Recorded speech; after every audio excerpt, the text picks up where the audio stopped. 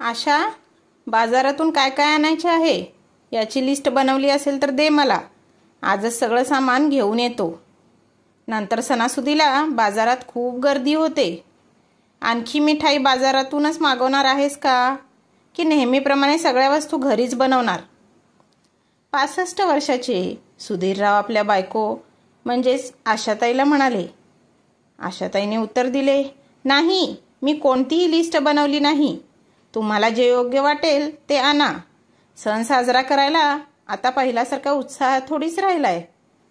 कदाचित आपल्या मुलांच्याही मनात असेच विचार येत असतील. तो आपल्या बायको मुलांसोबत आनंदाने सणाची तयारी करत असेल. त्याला काय पडले की आपले आईवडील कोणत्या परिस्थितीत राहत असतील. तेव्हा सुधीरराव म्हणाले, आशा, या परिस्थितीस आपणच जबाबदार आहोत. आपणच कुटुंबात भेदभावाची भावना निर्माण केली. जो मानसन्मान, आदर आपल्या मुलांसुनेकडून मिळत होता तो आपण आपल्याच कारणामुळे गमावला आहे. सुधीरराव हळूच म्हणाले.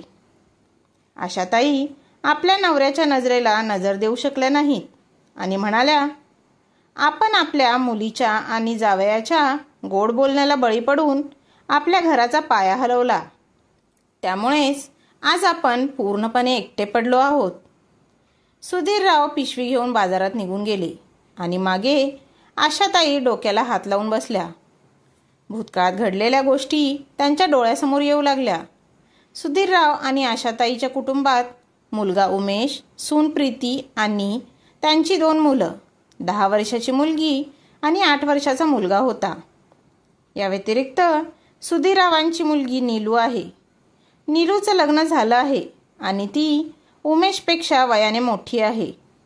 नीलूचा नवरा सुशांत अत्यंत लोभी वृत्तीचा माणूस आहे. त्याच्या मनात एक आणि जिभेवर दुसरे काहीतरी असते.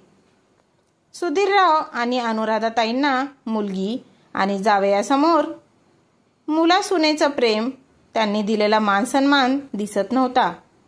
त्यांच्या आजूबाजूला घडत असलेल्या घटना आणि जावयाच्या सांगण्यावरून सुधीरराव आणि आशाताईंच्या मनात जावयाने संशय निर्माण केला की मुलगा आणि सून जो मानसन्मान देत आहेत ते लोभापोटी देत आहेत. बाबा, तुमचे पेन्शनचे पैसे आणि घर खर्चासाठी पैसे मुलीला देऊ नका, सुशांतरावने सुचवले.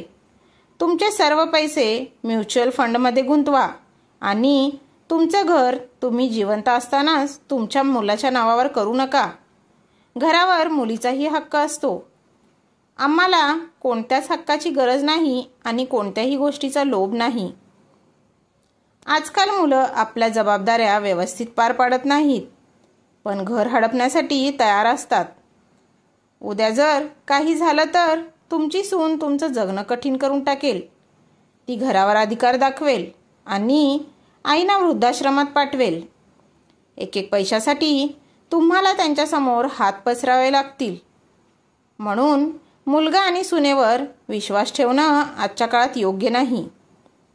या पद्धतीने जावई सुशांतने सुधीरराव आणि आशाताईंच्या मनात संशयाचे बी पेरले होते.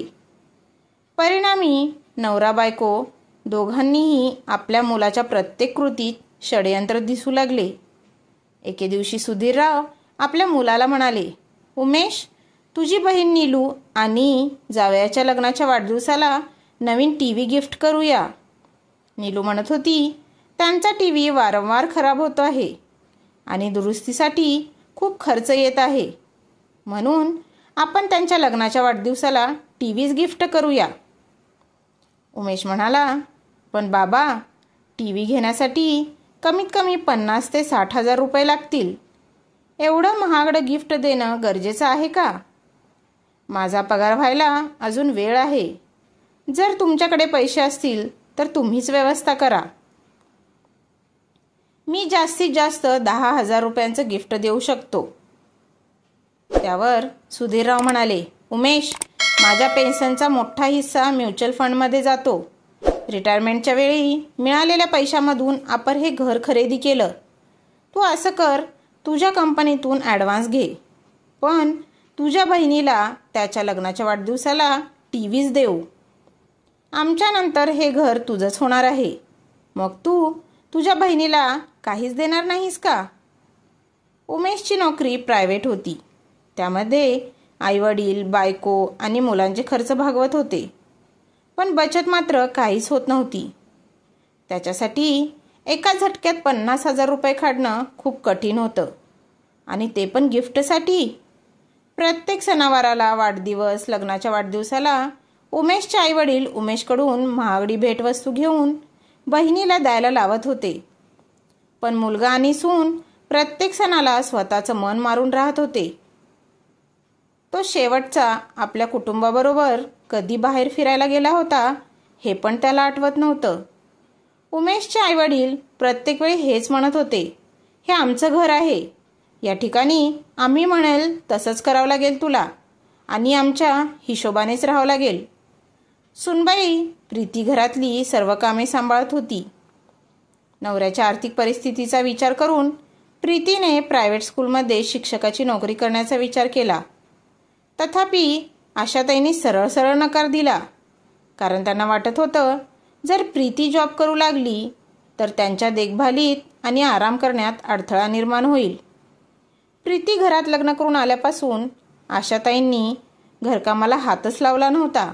त्यामुळे त्यांना आरामदायक जीवन जगण्याची सवय लागली होती.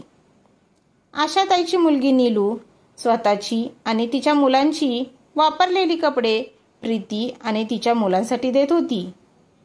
प्रीतीने स्पष्टपणे सांगितले, आम्हाला कपड्याची गरज नाही. जे आहेत आम्ही त्यामध्ये संतुष्ट आहोत. यावरून आशाताई घर डोक्यावर घेत म्हणाल्या, नीलू तुझी नणंद आहे, तरीही ती तुम्हा सर्वाबाबत एवढा विचार करते आणि तुला एवढा कसला घमंड घेऊन बसली आहेस. नंदेच्या प्रेमाचा आदर म्हणून पूनम नीलूचे कपडे घेत असे. पण जेव्हा आशाताई प्रीतीला स्वतःसाठी आणि आपल्या मुलासाठी नवीन कपडे खरेदी करण्यास परवानगी देत नसे, त्यामुळे प्रीतीला खूप वाईट वाटत असे.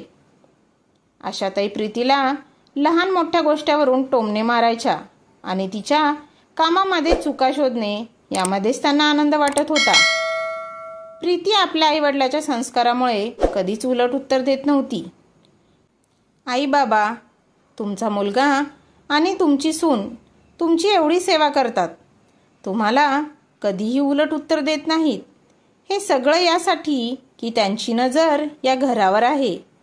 जर त्यांच्या कोणत्या गोष्टीवर तुम्ही नाराज झाला आणि त्यांना या घरातून बाहेर काढलं तर त्यांच्यापुढे दुसरं ठिकाण जाण्यासाठी कोणतंच पर्याय नाही. 10,000 ते 15,000 रुपयामध्ये घर भाड्याने मिळवणे अत्यंत कठीण आहे. त्यामुळे तुमच्या घरात राहून त्यांची चांगली बचत होत आहे. जावई बापू सुशांतने आपल्या सासू सासऱ्यांना त्यांच्या मुला आणि सुनेविरुद्ध परत भडकवलं. मुलगी आणि जावयाचं ऐकून त्यांना वाटू लागलं की घरामुळेच मुलगा आणि सून त्यांच्याबरोबर चांगला व्यवहार करत आहेत. आई वडिलांचा हट्ट, मुलगी आणि जावयाची ओढ मुलाला आणि सुनेला आता जड जात होती. त्यानंतर प्रीतीची तब्येत काही दिवसापासून अत्यंत खराब होती. एके दिवशी उमेश आशाताईंना म्हणाला, आई, मी प्रीतीला डॉक्टराकडे घेऊन जात आहे. तेव्हा आशाताई म्हणाल्या, सरकारी हॉस्पिटलमध्ये घेऊन जा. उगाचच मोठ्या डॉक्टराकडे उपचार घेण्याची काहीच गरज नाही. त्यावेळी उमेशनी कोणतीच प्रतिक्रिया दिली नाही. पण तो आपल्या बायकोला प्रीतीला एका स्पेशालिस्ट डॉक्टरकडे घेऊन गेला. आशाताईंना जेव्हा ही गोष्ट समजली तेव्हा त्यांनी घरामध्ये खूप तमाशा केला. तू असाच पैसे उधळत राहणार आहेस का? आता तू तुझ्या आईबापाच्या घरामध्ये राहत आहेस, त्यामुळेच मजा करत असतोस. बाहेर पडलास की तुला मिठाचा भाव काय आहे ते माहीत होईल. आशाताई आज खूपच बोलत होत्या. तेव्हा उमेश रागाने म्हणाला, बस कर आई, प्रीती या घरासाठी काय काय करत नाही. तुम्ही चांगल्या डॉक्टराकडे उपचार घेता, मग माझी बायको आणि माझी मुलं चांगल्या डॉक्टराकडे का नाही जाऊ शकत? ताईच्या प्रती पण मी माझ्या सगळ्या जबाबदाऱ्या पूर्ण करतो, पण तिनेही माझी परिस्थिती पाहून मागायला हवी ना. जर तुम्हा लोकांना वाटत असेल की मी आणि माझी बायको या घराच्या लोभामुळे तुमची सेवा करत आहोत, तुमची इज्जत करतो, तर तुम्ही हे घर आत्ताच्या आत्ता ताई आणि भाऊजींच्या नावावर करा. आम्ही लोक इथून निघून जातो. आम्हाला तुम्हा दोघांच्या आशीर्वादाशिवाय काहीच नको आहे. उमेश खूप दुःखी स्वरात म्हणाला. 2 दिवसानंतर उमेश आपल्या बायको मुलांना घेऊन दुःखी मनाने आपल्या आईवडिलाच्या घरातून एका भाड्याच्या घरामध्ये शिफ्ट होतो. या वयात त्याला आपल्या आईवडिलांना एकटं बेवारस सोडायचं नव्हतं, पण त्याच्या आणि त्याच्या बायकोच्या आत्मसन्मानाचा प्रश्न होता. सुधीरराव आणि आशाताईंनी त्यांना थांबवण्याचा प्रयत्न देखील केला नाही. वेगळं झाल्यावर प्रीती स्कूलमध्ये जॉब करू लागली. त्याचबरोबर ती गरीब मुलांचे ट्युशन देखील घेऊ लागली. पहिल्यांदा ती जो वेळ आपल्या सासू सासऱ्यांच्या सेवेसाठी घालवत होती, तोच वेळ पूनम नवऱ्याला साथ देण्यासाठी घालवू लागली. ते भाजी भाकरी खात होते, पण समाधानी होते. ते आता समाधानी आयुष्य जगत होते. आणि दुसरीकडे एक भाडं इकडचं तिकडचं न ठेवणाऱ्या आशाताईंना दिवसात चांदण्या दिसू लागल्या. फ्युचर फंडामध्ये पैसे टाकणे पण बंद झाले, कारण आता स्वयंपाक बनवणारी घरातली सगळी कामं करण्यासाठी एक कामवाली बाई ठेवावी लागली. मुलींनी पण आपल्या आईवडिलांची काहीच मदत केली नाही. मुलगी आणि जावई गरम गरम लोखंडावर हातोडा मारण्यासाठी तयारच बसले होते. बघितलं, तुमचा मुलगा आणि सून किती कृतज्ञ निघाले आहेत. तुमचा मुलगा आणि सून तुम्हाला एकट्याला सोडून निघून गेले. तुम्ही आमच्याबरोबर आमच्या घरी चला. आम्ही तुम्हा दोघांची पूर्ण काळजी घेऊ. तुमच्या या प्लॉटमध्ये मी माझं ऑफिस बनवतो. तुम्हाला तर माहीत आहे, मी ट्रॅव्हल एजंट म्हणून काम करत आहे. खूप दिवसापासून मी माझ्या ऑफिससाठी जागा शोधत आहे. जावई सुशांतने सुधीररावांना गोड बोलून आपल्या जाळ्यात ओढलं होतं. आशाताईंना आपल्या मुलीचं आणि जावयाचं बोलणं योग्य वाटलं. सुधीरराव आपलं घर जावयाच्या नावावर करणार होते की एक दिवस त्यांनी आपल्या जावयाच्या मनामधलं काळसक्त ऐकलं. अरे, माझ्या सासू सासऱ्यांचा चांगला एरियामधला 2 BHK फ्लॅट माझ्या नावावर होईल. मग मी या दोन्ही म्हातारा म्हातारीला वृद्धाश्रमाचा रस्ता दाखवेन. सुशांत आपल्या एका मित्रासोबत फोनवर बोलत होता. त्याचवेळी सुधीररावांनी आपल्या जावयाचे बोलणे ऐकले होते. जावयाचे हे खरे रंग त्यांच्यासमोर आले. त्यांच्यासाठी हा एक मोठाच धक्का होता. त्यांना सत्य माहीत असूनही ते माहीत नसल्याचा आव आणत म्हणाले, जावई बापू, आम्हाला इथे आमच्या घरीच राहायचे आहे. आम्ही तुमच्यासोबत तुमच्या घरी नाही राहणार. लोक काय म्हणतील? आईवडील मुलीच्या घरी जाऊन पडले आहेत. जर आम्हाला कोणत्या गोष्टीची आवश्यकता वाटल्यास आम्ही तुम्हाला नक्की सांगू. तुम्ही तर आमच्या मुलाप्रमाणेच आहात ना. मुलगी आणि जावई बापू खूप विनवण्या करू लागले, पण तरीही सुधीरराव त्यांच्याबरोबर जाण्यासाठी तयार झाले नाही. त्यानंतर सुशांत त्यांच्याप्रती असभ्य वागू लागला. या गोष्टीनंतर त्यांच्या जावयाने कधी त्यांना फोनही केला नाही ना कधी त्यांची विचारपूस केली. आशाताई कसं तरी घर चालवत होत्या. मुलगा आणि सून गेल्यानंतर पहिलाच सण दिवाळीचा आला. दोन्हीही नवरा बायकोचं मन खूप उदास झालं होतं. चूक तर त्यांच्याकडून झालीच होती.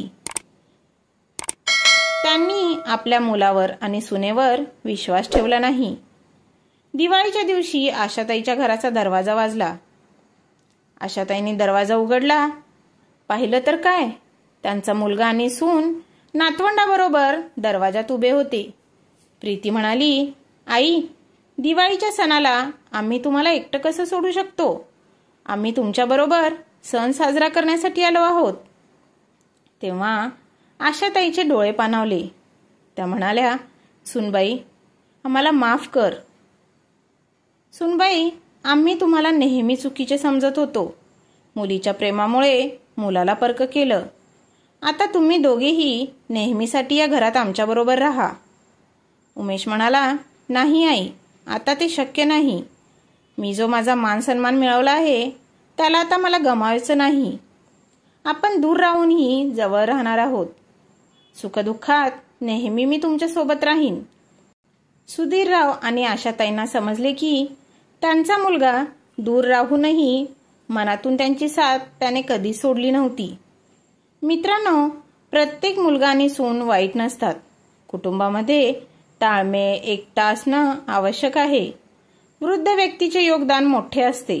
मुलगा आणि सून जर चांगले असतील तर त्यांची किंमत करा, कारण चांगले आईवडील प्रत्येक मुलाजवळ असतात, पण चांगला मुलगा प्रत्येक आईबाबाजवळ असेल हे गरजेचे नाही. तर मित्रांनो, कथा कशी वाटली ते कमेंट बॉक्समध्ये नक्की सांगा आणि चॅनलवर नवीन असाल तर सबस्क्राईब करायला विसरू नका. पुन्हा भेटूया अशाच एका नवीन व्हिडिओसोबत. धन्यवाद.